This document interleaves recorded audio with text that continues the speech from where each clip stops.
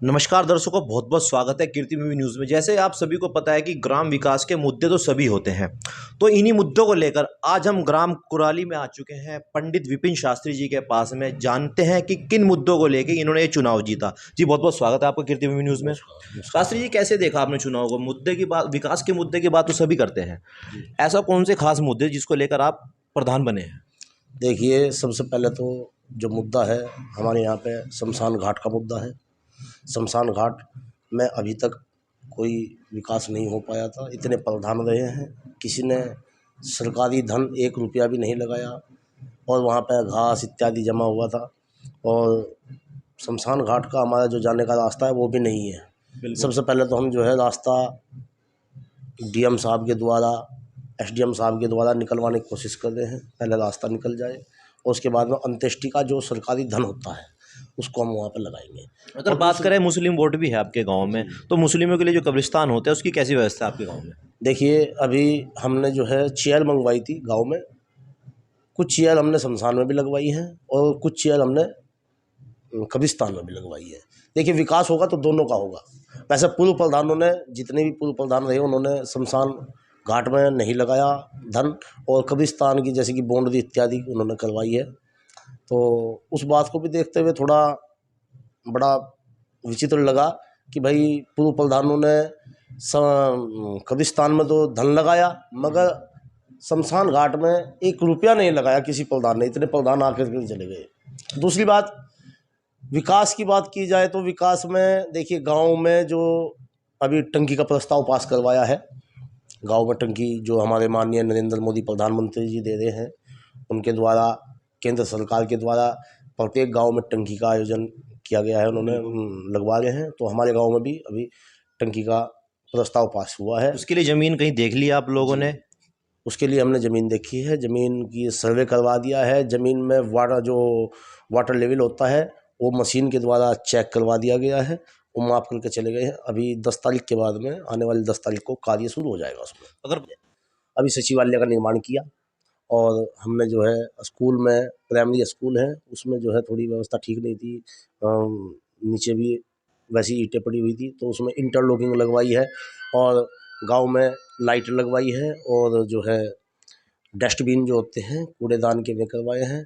गरीब, विधवा व विकलांग व वृद्ध जो हैं उनकी पेंशन बनवाने का काम हमने किया और ज़्यादा से ज़्यादा जितनी भी हो सकेंगी उतनी पेंशन हम बनवाएंगे। गरीब व्यक्ति कोई भी दुखी ना हो, और उनके लिए विकलांग इत्यादि जो है, विकलांग हैं और जो है उनके लिए हमने पेंशन का कार्य किया।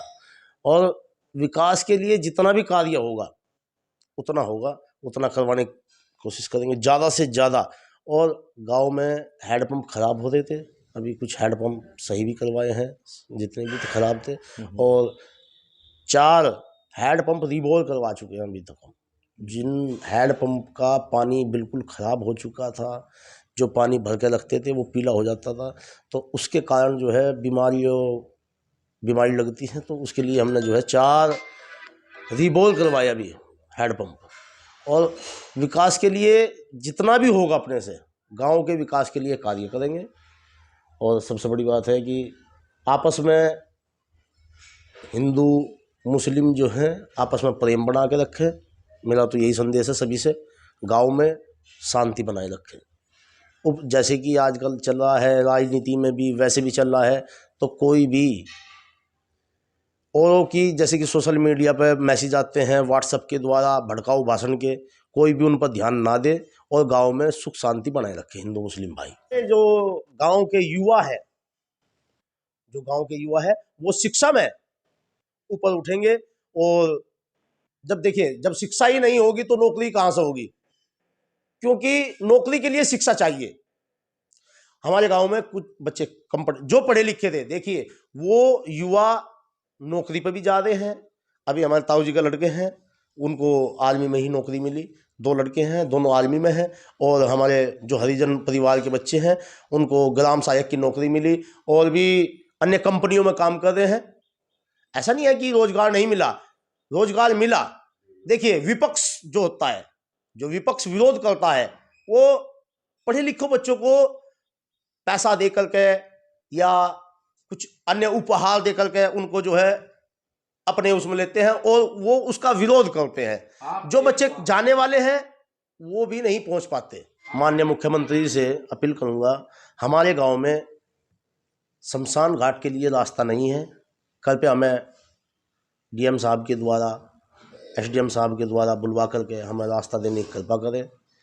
आज भी हमारे शमशान घाट में रास्ता नहीं है। हम लोगों के खेतों में को जा कर के दाह संस्कार करते हैं, उसके लिए बड़ी परेशानी होती है। जैसे कि अभी बरसात चल रही है तो बरसात में गारा पानी, बहुत से व्यक्ति गिरते भी हैं। जो मेहमान बाहर से आते हैं वो भी बोलते हैं कि यहाँ पर रास्ता नहीं है, तो बड़ा बुरा लगता है जब मेहमान भी कहते हैं। तो मैं माननीय मुख्यमंत्री से कहूँगा कि मेरे गांव में अंत्येष्टि के लिए जो शमशान घाट है उसमें रास्ता दिलाने की कृपा करें। और मेरे गांव के जो बच्चे हैं वो जाते हैं दूसरे गांव में पढ़ने के लिए। कोटा पड़ता है पास में गांव, वहाँ पे 4 लाइन है और लगभग बहुत ज़्यादा एक्सीडेंट होते हैं वहाँ पे। महीने में 5-7 एक्सीडेंट वहाँ पे रोड पर हो जाते हैं, क्योंकि क्रॉसिंग नहीं है वहाँ पे। 4 लाइन को जो बीच में वो होता है, क्या बोलते हैं उसको, अंडरपास है, वो अंडरपास भी नहीं है वहाँ पे। डिवाइडर को लांघ के जाते हैं, जिसके कारण जो है बहुत एक्सीडेंट होते हैं। मैं माननीय मुख्यमंत्री से अपील करूंगा कि मेरे गांव में इंटर तक का स्कूल करवाने की कृपा करें। धन्यवाद जी। तो आज के हमारे खास मेहमान थे गांव कुराली से प्रधान विपिन शास्त्री जी, सहारनपुर से मैं पुरुषोत्तम सैनी। धन्यवाद।